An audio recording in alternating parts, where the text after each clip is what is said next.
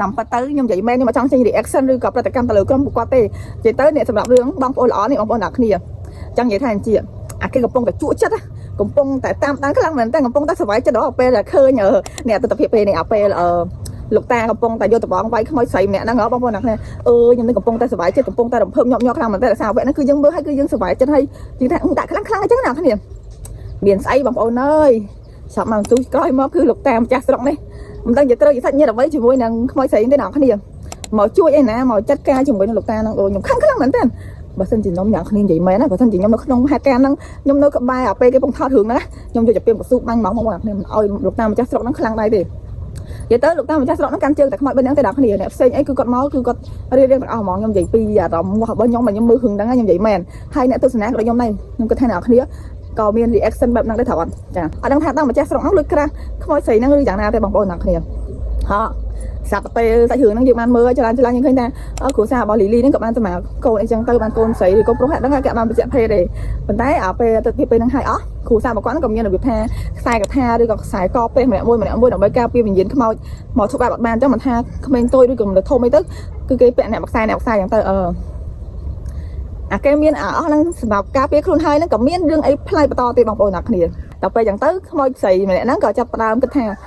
យើងធ្វើមិនទៅដើម្បីចាត់ការគ្រូសាស្ត្ររបស់គេនឹងបានចឹងទៅព្រោះឥឡូវហ្នឹងគេមានខ្សែសមាឬក៏ខ្សែកអីចឹងណាបងប្អូនអ្នកគ្នាហើយតែមនុស្សយើងមានកំណត់ល្អចិត្តទៅឲ្យតែយើងចង់ធ្វើបាបគេរកគ្រប់វិធីទាំងអស់ទៅឲ្យអ្នកគ្នាចាគាត់ក៏ទៅសុកគាត់ក៏សុំជាមួយនឹងលោកតាម្ចាស់ស្រុកធ្វើជាកូនធွာគេថាជាខ្ញុំសុំធ្វើកូនធွာទៅព្រោះបើសិនជាខ្ញុំមកធ្វើកូនធွာលោកតាទេគឺគេនឹងធ្វើបាបគាត់ចឹងទៅហើយលោកតាហ្នឹងក៏គាត់ថាក្មេងស្រីម្នាក់ហ្នឹងគឺជាមនុស្សស្លូតបូតអីចឹងទៅមើលទៅសភាពរៀបសារអីចឹងគាត់ក៏ទទួលយកធ្វើជាកូនធွာចឹងទៅបងប្អូនពីហួសចិត្តហ្មងទៅមើលយូរទៅមិនដឹងថាម្ចាស់ស្រុកគាត់គិតអីទេបងប្អូនតែគ្នាទៅជាឃើញម្នាក់ស្រីហ្នឹងសភាពរៀបសារសភាពហើយស្លូតបូតចឹងទៅក៏ទទួលធ្វើជាកូនធွာហើយក៏បរិយារបៀប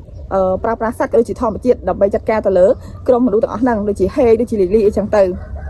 ចឹងអ្នកគ្នាម្នាក់ស្រីហ្នឹងនៅពេលដែលគាត់ចេះពីរបៀបប្រើប្រាស់សត្វដូចជាធម្មជាតិគាត់ក៏បានទៅឈរមើលផ្ទះរបស់លីលីពេលហ្នឹងឃើញប្តីរបស់លីលីកំពុងតែដាក់ចក្រីបងប្អូនហើយគាត់ថាជាបើសិនជាយើងធ្វើបាបឲ្យមិនបានតាក់ទងជាមួយនឹងផ្លូវងឹតឬក៏វិញ្ញាណអីទេគឺគាត់ប្រើប្រាស់ដោយប្រើពោះហ្នឹង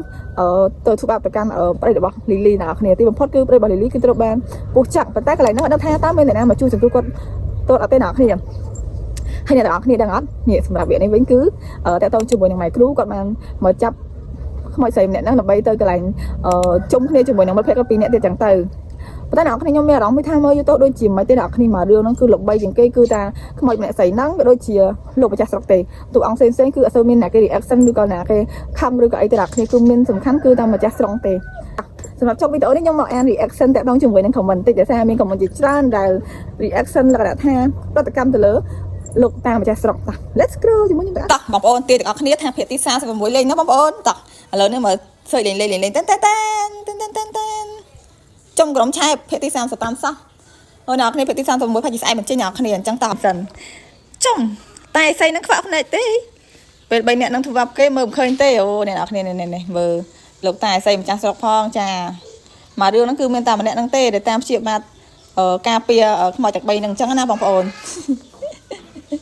តោះឥឡូវយើងមើលទៀត